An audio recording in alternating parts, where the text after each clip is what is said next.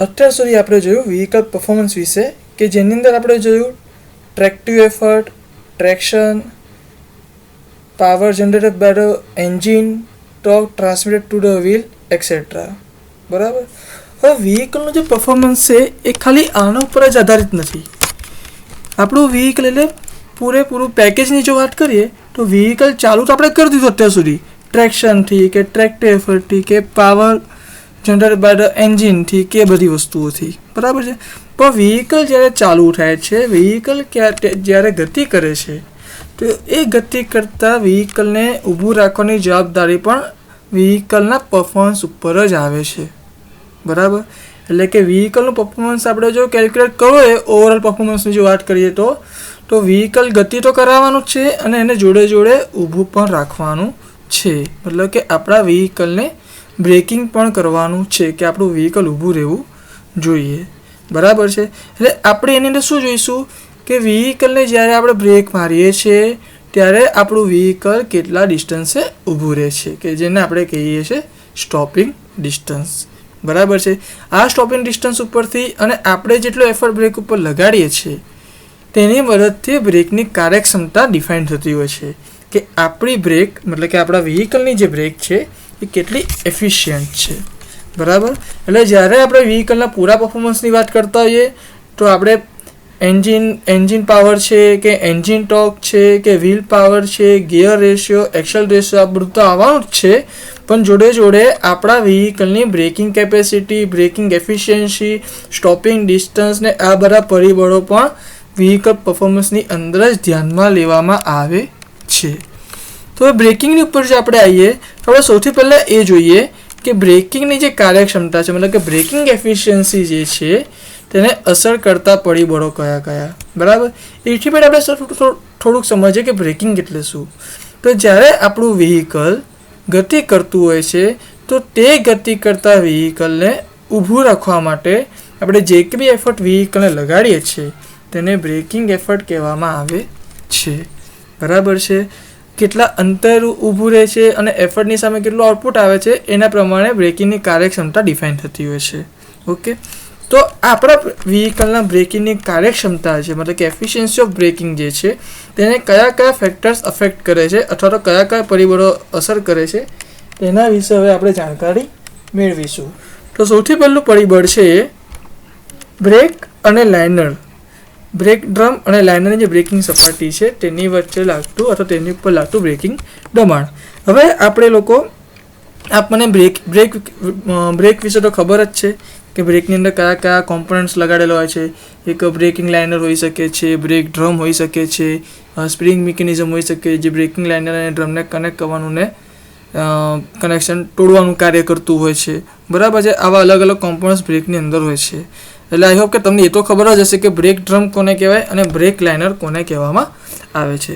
હવે જ્યારે આપણે બ્રેક મારીએ છીએ અથવા તો બ્રેક દબાવીએ છીએ કે બ્રેક ઉપર પ્રેશર આપીએ છીએ અથવા બ્રેક અપ્લાય કરીએ છીએ તો એ વખતે બ્રેકનું જે લાઇનર છે એ લાઇનર ડાયરેક્ટલી બ્રેક ડ્રમની કોન્ટેક્ટની અંદર આવે છે અને જ્યારે તે બ્રેક ડ્રમના પૂરા કોન્ટેક્ટમાં આવતું હોય ત્યારે બ્રેક ડ્રમ અને બ્રેક લાઇનિંગ આ બે કોમ્પોનન્ટ જે છે તેની વચ્ચે એક ફ્રિક્શન જનરેટ થતું હોય છે. બરાબર છે. ફ્રિક્શનની જોડે જોડે એક દબાણ પણ લગાડતું હોય છે. એટલે કે આપણે કેટલા દબાણથી અથવા કેટલા પ્રેશરથી બ્રેક લાઇનરને બ્રેક ડ્રમની જોડે કનેક્ટ કરાવીએ છીએ તેની ઉપર આધાર રાખે છે બ્રેકિંગની કાર્યક્ષમતા. બીજું જોઈએ તો વાહનના વ્હીલ ઉપર આવતું કુલ વજન. આપણું વ્હીકલ જે છે એ જનરલી જોવા જઈએ તો આપણા વ્હીકલના 4 વ્હીલ ઉપર જ માઉન્ટ થયેલું હોય છે. એટલે કે આપણા વ્હીકલનું જે વજન છે એમાં વ્હીકલનું બી અને વ્હીકલને રહેલા પેસેન્જર્સનું બી અથવા ગુડ્સનું બી જે બી ટોટલ વજન છે એ ટોટલ વજન કોની ઉપર લાગશે? તે ટોટલ વજન આપણા વ્હીકલના જે 4 વ્હીલ હશે એ 4 વ્હીલ ઉપર જ આપણા વ્હીકલનું વજન લાગવાનું છે. બરાબર છે. તો આ જે 4 વ્હીલ ઉપર જે વજન લાગે છે એ વજન કેટલું ડિસ્ટ્રીબ્યુટ થયેલું છે. ઘણી વખત એવું હોય છે કે માન લો કે બધું ફ્રન્ટ સાઈડ આપણે લોડ કરેલું છે પણ બેક સાઈડ કશું વજન આપણે મૂકતા ના હોઈએ તો આગળના જે ફ્રન્ટ વ્હીલ છે તેની પર પૂરેપૂરું વજન આવી જશે, પણ પાછળના જે રિયર વ્હીલ છે તેની પર કોઈ વજન આવશે નહીં, અને એ સમયે પણ બ્રેકિંગની કાર્યક્ષમતાને અસર પહોંચાડે છે. જો ચાર વ્હીલ ઉપર સરખું વજન ડિસ્ટ્રીબ્યુટ થયેલું ના હોય તો બ્રેકિંગની કાર્યક્ષમતા ઓછી થઈ જાય છે, અને જો ચાર વ્હીલ ઉપર ટોટલ વજન ડિસ્ટ્રીબ્યુટ થયેલું હોય તો કાર્યક્ષમતા સારી મળે છે. એટલે આપણા વ્હીલ ઉપર કેટલું વજન ડિસ્ટ્રીબ્યુટ થાય છે અથવા આપણા વ્હીકલનું બી કેટલું વજન છે કે જે વ્હીલ ઉપર લાગે છે તેની ઉપર બ્રેકિંગ કાર્યક્ષમતા અસર કરે છે. પછી છે ટાયરનું ડાયમેન્શન. બરાબર છે, મતલબ કે આપણા ટાયરનું ઓવરઓલ ડાયમેન્શન કેટલું છે, આપણા ટાયરની વિડ્થ કેટલી છે. બરાબર છે. પછી આપણા વ્હીકલના ટાયરની રેડિયસ કેટલી છે. રેડિયસ એટલે કે શું કે આપણું જે વ્હીલનું કેન્દ્ર જે છે સેન્ટર છે, વ્હીલનું સેન્ટર છે ત્યાંથી લઈને વ્હીલના જે બહારના ટાયર છે એ ટાયરના બહારના જે ટ્રેડ છે જે આપણને નરી આંખે દેખાતા હોય છે એ ટ્રેડ છે, એ ટ્રેડ સુધીના અંતર. બરાબર, એ અંતર પણ ડિફાઇન કરે છે કે તમારા બ્રેકિંગની કાર્યક્ષમતા કેટલી હશે. જેટલો કોન્ટેક્ટ સરફેસ એરિયા ટાયરનો જેટલો કોન્ટેક્ટ સરફેસ એરિયા રોડ જોડે વધારે હશે એટલી જ બ્રેકિંગ કાર્યક્ષમતા આપણને વધારે મળી શકે છે. બરાબર, એટલે બ્રેકિંગ કાર્યક્ષમતા આની ઉપર પણ આધાર રાખે છે. આગળ જોઈએ તો છે બ્રેક ડ્રમની ત્રિજ્યા. મતલબ કે બ્રેક ડ્રમ કોને કહેવાય એ તો તમને બધાને ખબર જ હશે. બ્રેક ડ્રમની અંદરની સાઈડ જે રેડિયસ છે, જે ત્રિજ્યા છે તે પણ અસર કરે છે બ્રેકિંગ કાર્યક્ષમતાને. ત્રિજ્યા જેટલી વધારે હશે એટલી કાર્યક્ષમતામાં વધારે ફરક પડવાનો છે, કારણ કે બ્રેક ડ્રમની જે ત્રિજ્યા જેમ વધશે તેમ લાઇનરની સાઇઝ બી વધશે. જેમ લાઇનરની સાઇઝ વધશે એ જ પ્રમાણે તમે વધારે પડતું દબાણ ફ્રિક્શન જનરેટ કરશે અને વધારે પડતું બ્રેકિંગ દબાણ તમે આપી શકશો. એટલે એ જ પ્રમાણે બ્રેકિંગ કાર્યક્ષમતા તમારી વધી શકે છે. એટલે બ્રેક ડ્રમની ત્રિજ્યા ઉપર પણ બ્રેકિંગ કાર્યક્ષમતા આધાર રાખે છે. આગળ જોઈએ તો બ્રેકિંગ સપાટીઓ વચ્ચેનો ઘર્ષણાંક. બરાબર છે, બ્રેકિંગ સપાટી એટલે કઈ સપાટી આવશે એ હું તમને કહી દઉં તો બ્રેક ડ્રમ અને બ્રેક લાઇનર. બરાબર, બ્રેક ડ્રમ અને બ્રેક લાઇનર વચ્ચે કેટલો ઘર્ષણાંક છે એની ઉપર સૌથી વધારે આધાર રાખે છે બ્રેકિંગ કાર્યક્ષમતા. તો કેવી રીતે? તો આપણને ખબર છે કે ફ્રિક્શન એ શું છે, તો ફ્રિક્શન એ કોઈ પણ વસ્તુને ગતિને અવરોધ કરતો એક ફેક્ટર છે.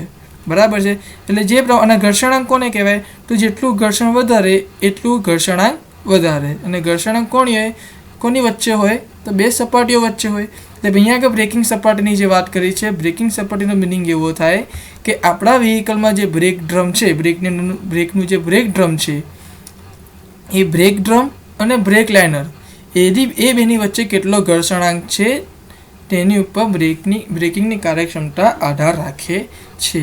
જેટલો ઘર્ષણાંક વધારે એટલું બ્રેકિંગની કાર્યક્ષમતા વધારે આવશે. બરાબર છે. અને બીજું છે રોડ અને ટાયર વચ્ચેનો ઘર્ષણાંક.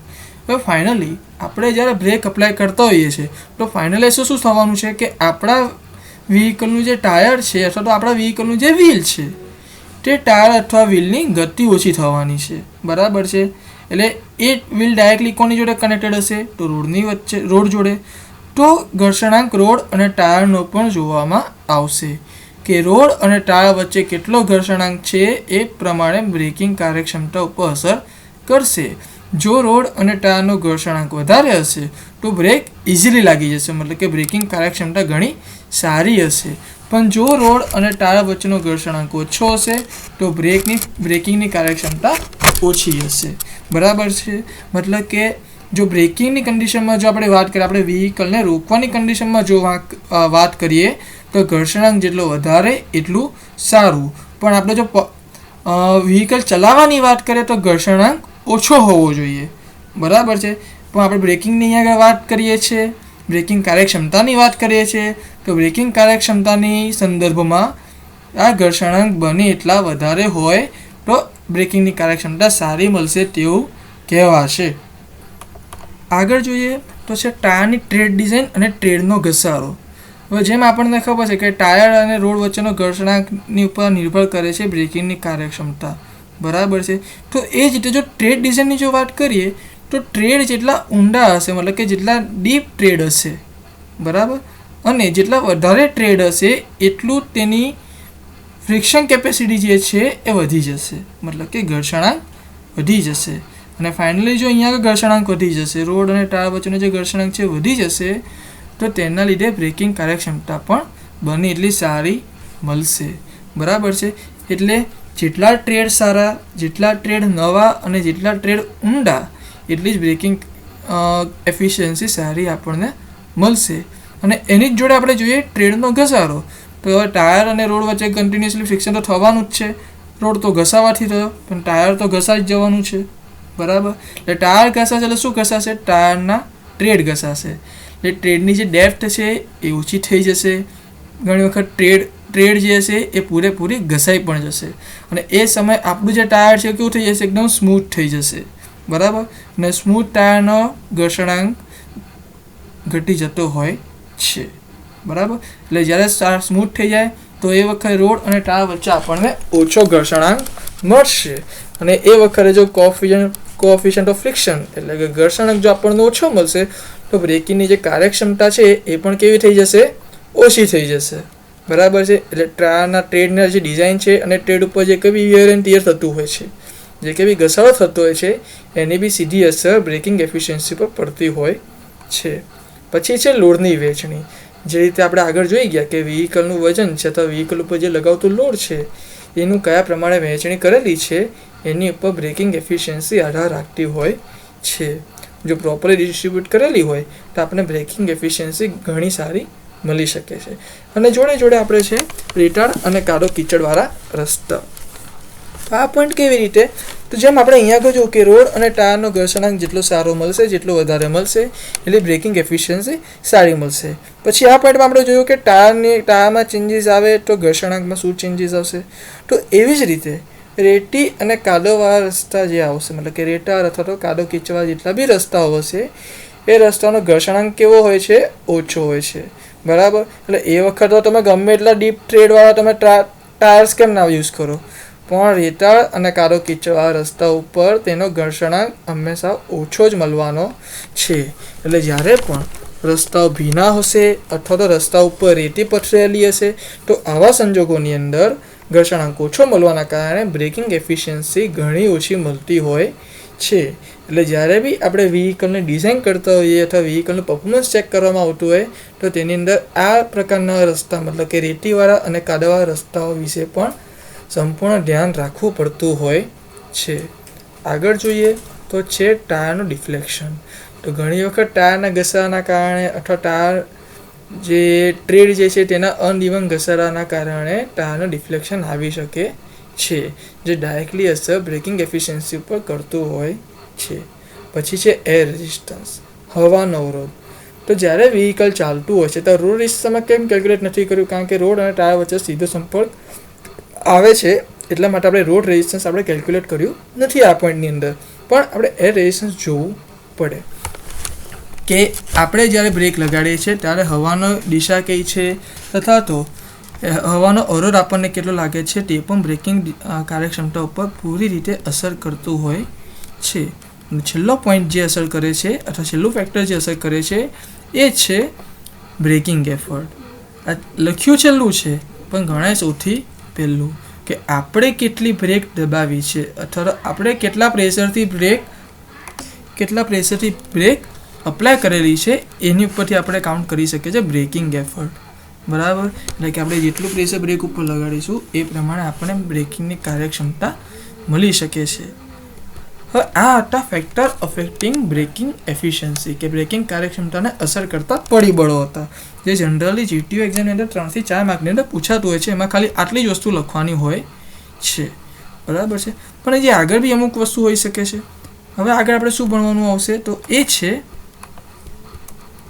સ્ટોપિંગ ડિસ્ટન્સની ગણતરી. હવે આપણે કોઈ બી વસ્તુ બ્રેક અથવા તો આપણું વ્હીકલ એની બ્રેકિંગ એફિશિયન્સી સારી છે કે નહીં કેવી રીતે ગણી શકીએ? કે બ્રેક લગાડ્યા પછી આપણું વ્હીકલ કેટલા અંતરે ઊભું રહે છે એની ગણતરી મુજબ જ આપણે જોઈ શકીએ છીએ. બરાબર. તો આના વિશે હવે થોડીક જાણકારી મેળવીએ, પછી આપણે એના ઇક્વેશન્સ ઉપર જઈશું. તો જ્યારે વ્હીકલ ગતિ કરતું હોય ત્યારે બ્રેકિંગ ઘણું મહત્ત્વનું હોય છે. બરાબર. એ તો આપણે સૌ જાણીએ છીએ કે વગર બ્રેકે આપણે વ્હીકલ ચલાવી શકીએ નહીં.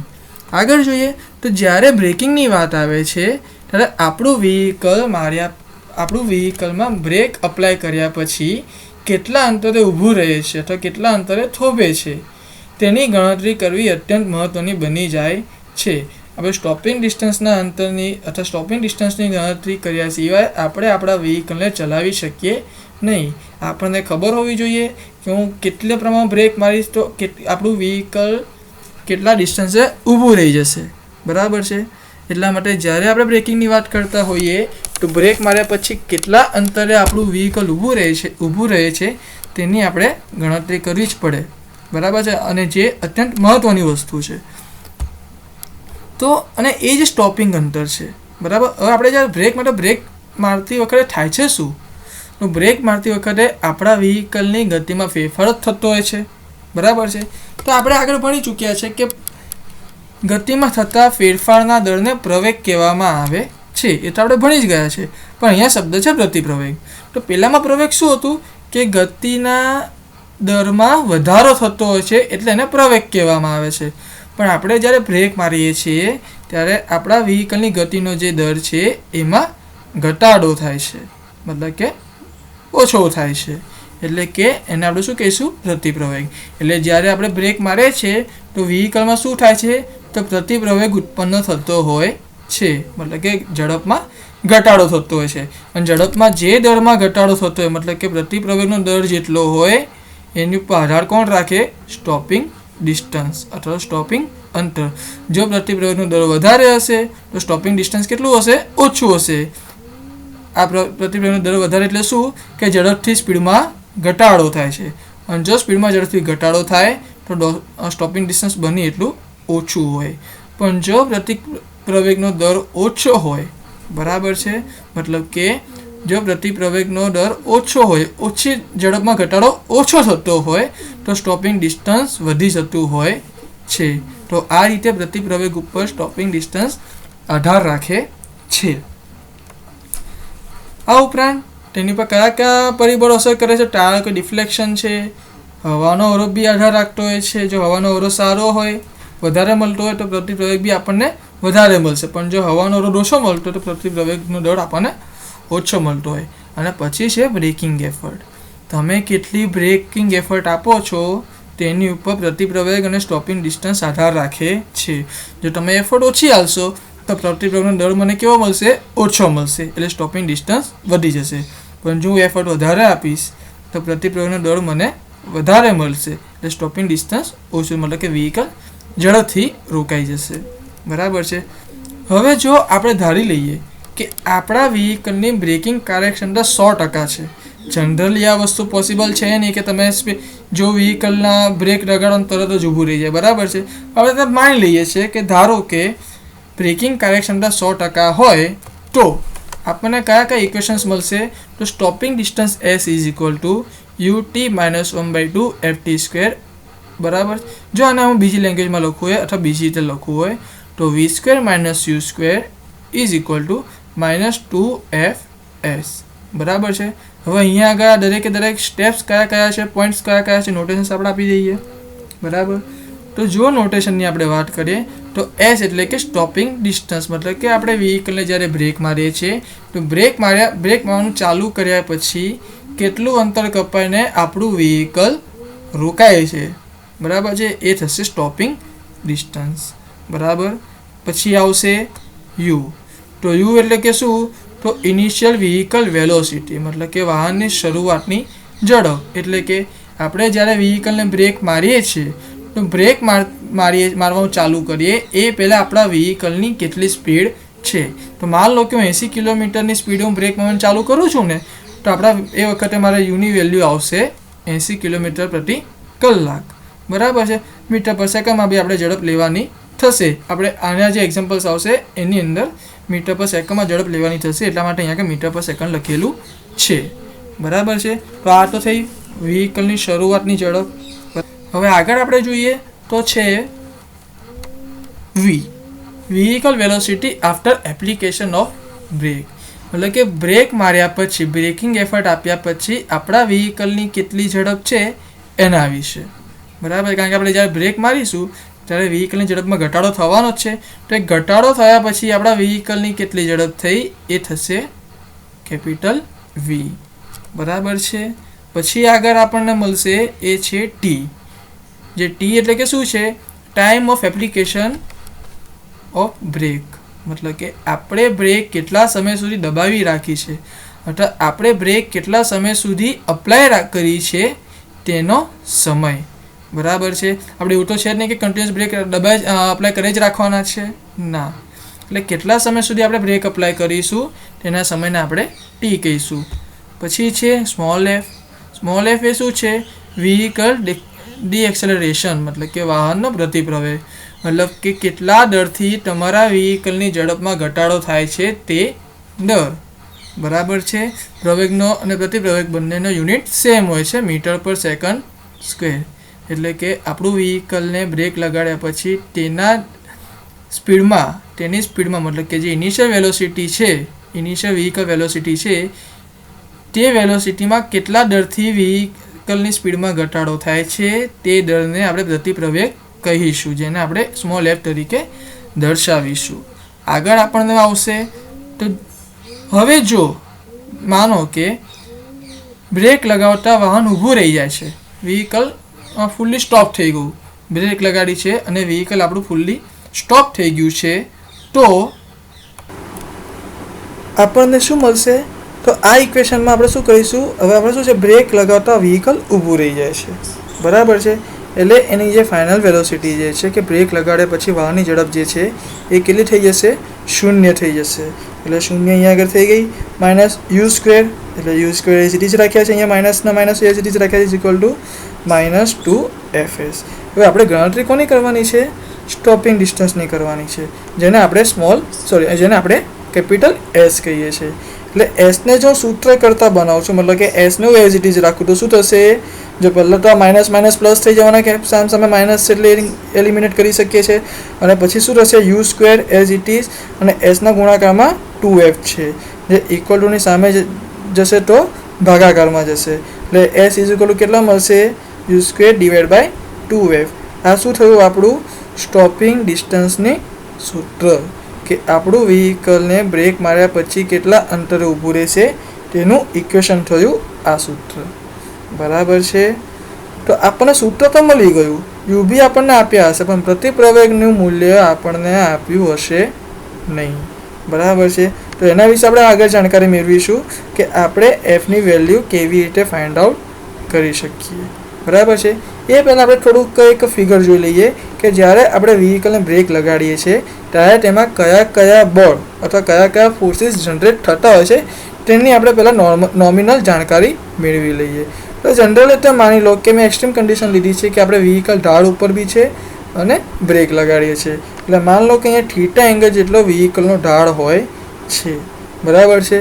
તો અહીંયા આગળ શું લાગશે? વ્હીકલનું વેઇટ જો ડબલ્યુ હોય તો આ સાઈડ તેનું શું લાગશે? તેના વેઇટ વજનનું બળ લાગશે, વજન બળ લાગશે. બરાબર છે. પણ આપણે લેવાની છે એક્સિસ સ્લોપ પ્રમાણે, મતલબ કે ઢાળ પ્રમાણે. તો આ જે ફોર્સ છે, જે ડબલ્યુ ફોર્સ આપણને લાગશે, વ્હીકલનું વજન જે લાગશે તેને આપણે બે અલગ અલગ કોમ્પોનન્ટમાં ડિવાઈડ કરવું પડશે. જેમાં એક કોમ્પોનન્ટ હશે ડબલ્યુ કોસ થીટા અને બીજો કોમ્પોનન્ટ હશે ડબલ્યુ સાઇન થીટા. બરાબર છે. અને ક્યાં આગળથી લાગશે? તો આપણા વ્હીકલના સીજી પોઈન્ટ, જે સેન્ટર ઓફ ગ્રેવિટી પોઈન્ટ આવે છે ત્યાં આગળથી એ ફોર્સ લાગશે. બરાબર છે. બીજું સીજી પોઈન્ટ જે છે એ સીજી પોઈન્ટ વ્હીકલમાં એચ જેટલી ઊંચાઈએ છે. બરાબર છે. એટલે અહીંયાથી એનું જે ડિસ્ટન્સ છે એ કેટલું થશે? એચ થશે. જોડે આપણું વ્હીકલનું કંઈક વજન હશે. બરાબર. તો એ વજનના લીધે ટાયર ઉપર ફોર્સ લાગતું જશે, કોઈકને કોઈક વજન લાગતું જશે. બરાબર છે. એટલે એ ટાયરના જે વજન છે અથવા ટાયર જે ફોર્સ રોડ ઉપર લગાડે છે તેનું એક રિએક્શન બળ આવશે, જેમાં ફ્રન્ટ સાઈડ આવશે RF, એટલે કે reaction at the front side, અને રિયર સાઈડ આવશે RR, reaction at the rear wheel. બરાબર છે. જોડે આપણને આપેલું છે કે સેન્ટર ઓફ ગ્રેવિટી એ જે રિયર વ્હીલ છે તેનાથી L જેટલી દૂર આવેલો છે. બરાબર. સાથે આપણને આપેલું છે વ્હીકલનો વ્હીલ બેઝ કોને કહેવાય? તો વ્હીલ બેઝ B છે. જોડે અહીંયા જે ફ્રિક્શન ફોર્સ લાગશે, કારણ કે આપણું વ્હીકલ અત્યારે કઈ સાઈડ મોશન કરે છે, તો જમણી સાઈડથી ડાબી સાઈડ મોશન કરે છે, એટલે ફ્રિક્શન ફોર્સ ક્યાં લાગશે? ડાબી સાઈડથી જમણી સાઈડ તરફ લાગશે. અને ફ્રિક્શન ફોર્સનું મૂલ્ય કેટલું આવશે? તો Fr જેટલું આવશે. બરાબર છે. અને એનું ઇક્વેશન બનશે મ્યુ, કે જે આપણા વ્હીકલ માટેનો ઘર્ષણાંક છે, અને RR જે છે reaction at the rear wheel, કારણ કે આપણે અહીંયા જે ફ્રિક્શન છે એ રિયર વ્હીલનો જોયો છે. આવી જ રીતે આપણે ફ્રન્ટ વ્હીલનું પણ રિએક્શન જોઈ શકીએ છીએ. બરાબર. આગળ જોઈએ અલગ અલગ જે પોઈન્ટ્સ હતા એને કોને શું કહેવાય, આપણે ફરી વખત જોઈ લઈએ. તો સૌથી પહેલાં W જે આવશે એ W આવશે વ્હીકલનું વજન આવશે. પછી છે RF એટલે reaction at the front wheel. બરાબર. એટલે ફ્રન્ટ વ્હીલ અને ગ્રાઉન્ડ વચ્ચે જે નોર્મલ રિએક્શન આવે છે એ રિએક્શન હતું RF. એવી જ રીતે રિયર વ્હીલ અને ગ્રાઉન્ડ વચ્ચે જે રિએક્શન આવશે, જે નોર્મલ રિએક્શન આવશે એ છે RR. બરાબર છે. પછી જોઈએ તો મ્યુ. એ મ્યુ એ શું હતો? તો ટાયર અને રો એ બેની વચ્ચે જે ઘર્ષણાંક આવશે એ છે મ્યુ. બરાબર. કારણ કે ફ્રિક્શન વગર તો એ કામ કરવાનું નથી. કોઈ પણ બ્રેકિંગ વસ્તુ ફ્રિક્શન વગર અપ્લાય કરી શકાય નહીં. આગળ જોઈએ તો છે સ્મોલ બી. તો સ્મોલ બીને આપણે જોડે કહીએ છીએ વ્હીલ બેઝ. બરાબર. પછી છે સ્મોલ એચ, કે જે શું છે? સ્મોલ એચ એ શું હતું? તો રોડની સપાટીથી સીજીની ઊંચાઈ, જે આપણે ફિગરમાં બતાવી એ. કારણ કે વ્હીકલનું જે કંઈ બી સીજી પોઈન્ટ હોય એ રોડથી કેટલો ઊંચો છે આપણે દર્શાવવું પડે, તો એચ જેટલી હાઇટ ઉપર ઊંચો છે. બરાબર. પછી છે સ્મોલ એલ. તો સ્મોલ એ શું છે? તો જે સીજી પોઈન્ટ છે એ પાછળના વ્હીલથી કેટલો દૂર છે, એટલે કે રિયર એક્સિસ. અહીંયા પાછળની ધરી લખ્યું છે એનો મતલબ આપણે રિયર એક્સિસ સમજવું. Small F. તો સ્મોલ એફ એ શું છે? તો પ્રતિપ્રવેગ. આપણે જ્યારે બ્રેક લગાડીએ છીએ તો બ્રેક લગાડી શું થશે? આપણા વ્હીકલની જે સ્પીડ છે તેમાં ઘટાડો થશે, અને કોઈ પણ સ્પીડ અથવા વેગમાં ઘટાડા થવાના દરને શું કહેવામાં આવે છે? પ્રતિપ્રવેગ કહેવામાં આવે છે. એટલે એફ એ શું થશે? બ્રેકિંગ ફોર્સથી ઉત્પન્ન થતો પ્રતિપ્રવેગ. અહીંયા આગળ સ્મોલ એફ છે એ ધ્યાન રાખવું. પછી છે W/G ડિવાઇડ બાય એફ. તો જ્યારે આપણે બ્રેક લગાડીએ છીએ, હવે આપણે જડત્વનો નિયમ આપણને ખબર છે કે જ્યારે કોઈ ગતિમાન વસ્તુ ગતિમાં હોય અથવા સ્થિર વસ્તુ સ્થિર હોય તો તેની પર બળ લગાવતા જે તે વસ્તુ પોતાની સિચ્યુએશન, પોતાની જે સ્થિતિ છે તે સાચવી રાખવાનો પ્રયત્ન કરે છે. એટલે જ્યારે પણ આપણે બ્રેક લગાડીશું તો એકચ્યુઅલમાં વ્હીકલને તો ઊભું રહેવું જોઈએ, પણ વ્હીકલ કરે છે ગતિ. તો એ ગતિના લીધે તે એક ઇનર્શિયા ફોર્સ લગાવશે. જડત્વનો જે નિયમ આપણે સમજી ગયા છે, એ જડત્વના નિયમ પ્રમાણે જડત્વ મતલબ કે ઇનર્શિયા ફોર્સ કેટલું હશે તેનું ઇક્વેશન છે W/G ઇન્ટુ એફ. જ્યાં W એ શું છે? વ્હીકલનું વજન છે. G એટલે કે આપણું ગુરુત્વ પ્રવેગ મતલબ કે ગ્રેવિટેશનલ ફોર્સ, જે 9.81 મીટર પર સેકન્ડ સ્ક્વેર હોય છે. અને સ્મોલ એફ એ શું છે? તો બ્રેકિંગ ફોર્સથી ઉત્પન્ન થતો પ્રતિપ્રવેગ મતલબ કે આપણા વ્હીકલનું ડીએક્સેલરેશન. બરાબર છે. તો આ હતું આપણા વ્હીકલને બ્રેક લગાવવા માટે કયા કયા ફેક્ટર્સ હોય છે. આગળ આપણે જોઈએ કે એફની વેલ્યુ હવે ફાઇન્ડ કરવી પડશે. બરાબર. સ્ટોપિંગ ડિસ્ટન્સનું સૂત્ર આપણું શું હતું? S=u² divide by 2f. Velocity આપણને આપેલી હશે. બરાબર છે. પણ આપણે એફ ફાઇન્ડ આઉટ કરવો પડશે અલગ અલગ કન્ડિશનથી. બરાબર છે. કે આપણે આપણા વ્હીકલને કેટલા પ્રતિપ્રવેગથી બ્રેક કરી શકીએ છીએ. બરાબર છે. તો એના માટે ઇક્વેશન આવશે. સૌથી પહેલાં તો જો ખાલી પાછળના જ બે પૈડા ઉપર બ્રેક લગાવે, આપણા વ્હીકલને 4 વ્હીલ હોય, આગળના બે અને પાછળના બે, તો જો આપણે ખાલી પાછળના જ બે વ્હીલ ઉપર બ્રેક લગાડીએ તો આપણને ઇક્વેશન મળશે સ્મોલ એફ માટે F/G, જ્યાં એફ એ છે પ્રતિપ્રવેગ છે, જી જે છે ગ્રેવિટેશનલ ફોર્સ છે, is equal to mu into B minus L divide by B plus mu into H. અહીંયા જે મ્યુ જે છે આ બંને મ્યુ શું છે? તો રોડ અને ટાયર વચ્ચેનો ઘર્ષણાંક છે. બી શું છે? તો બી એ વ્હીલ બેઝ છે. અને સ્મોલ એલ એ શું છે? તો small A centre of gravity પાછળની મતલબ કે રિયર વ્હીલ એક્સિસથી કેટલા અંતરે છે તે છે. અને એચ તો સેન્ટર ઓફ ગ્રેવિટી રોડની સપાટીથી કેટલી હાઇટ ઉપર છે એના વિશે જાણકારી આપેલી છે. આવી જ રીતે જો આપણે આપણા વ્હીલના ખાલી આગલા પૈડાઓને જ બ્રેક લગાવી હોય તો તેના માટે આપણને શું સૂત્ર મળશે હવે એ જોઈએ. તો એ ઇક્વેશન મળશે મને F/G is equal to mu into L divide by B minus mu H. બરાબર છે. જ્યાં એફ એ આપણા વ્હીકલ માટેનો પ્રતિપ્રવેગ હશે. જી એટલે આપણા વ્હીકલ આપણે ગ્રેવિટેશનલ ફોર્સ થશે 9.81. મ્યુ એટલે કે coefficient of friction between a road and tyre. L એટલે કે distance of the centre of gravity from the rear axis. B એટલે કે આપણા વ્હીકલનો વ્હીલ બેઝ. અને એચ એટલે કે distance of the centre of gravity point from the road surface. તો આ હતું ખાલી આગળના પૈડા ઉપર બ્રેક લગાવ્યો તો આપણે કયું ઇક્વેશન યુઝ કરીશું. પણ માની લો કે આપણે આપણા વ્હીકલના 4 પૈડા ઉપર એક સાથે બ્રેક લગાડીએ છીએ. બરાબર છે. તો જો આપણે આપણા વ્હીકલના 4 વ્હીલને જો બ્રેક લગાડવામાં આવે તો પ્રતિપ્રવેગ આપણને મળશે F/G is equal to mu. એટલે કે F is equal to mu into G. એટલે આપણને એક્ઝામ્પલની અંદર વ્હીલ બેઝ પણ આપેલો હશે, કોએફિશિયન્ટ ઓફ ફ્રિક્શન પણ આપેલો હશે, હાઇટ અને લેન્થ અને ડિસ્ટન્સ બી આપેલું હશે સેન્ટર ઓફ ગ્રેવિટીનું. બરાબર છે. વ્હીલ બેઝ પણ આપેલો હશે. દરેકે દરેક વેલ્યુ આપણને આપેલી હશે અને એના ઉપરથી આપણે એફ શોધવાનું હશે અને એ એફ ઉપરથી આપણે સ્ટોપિંગ ડિસ્ટન્સ શોધવાનું હશે. અને આપણને જોડે કહ્યું પણ હશે કે આપણે કયા વ્હીલ્સ ઉપર બ્રેક અપ્લાય કરીને સ્ટોપિંગ ડિસ્ટન્સ ફાઇન્ડ આઉટ કરવાનું છે. બરાબર છે. તો આપણે એક્ઝામ્પલની અંદર જ્યારે આ મેથડના જ્યારે એક્ઝામ્પલ આવશે તો આપણે આ 4 ઇક્વેશનનો આપણે યુઝ કરવાનો થશે. બરાબર છે. તેના વિશે ખાસ ધ્યાન રાખવું. અને આ 4 ઇક્વેશન ઉપરથી જ આપણે એક્ઝામ્પલ સોલ્વ કરીશું. અને આ પ્રકારના એક્ઝામ્પલ જનરલી જીટીયુની અંદર 4 માર્કના પૂછાતા હોય છે.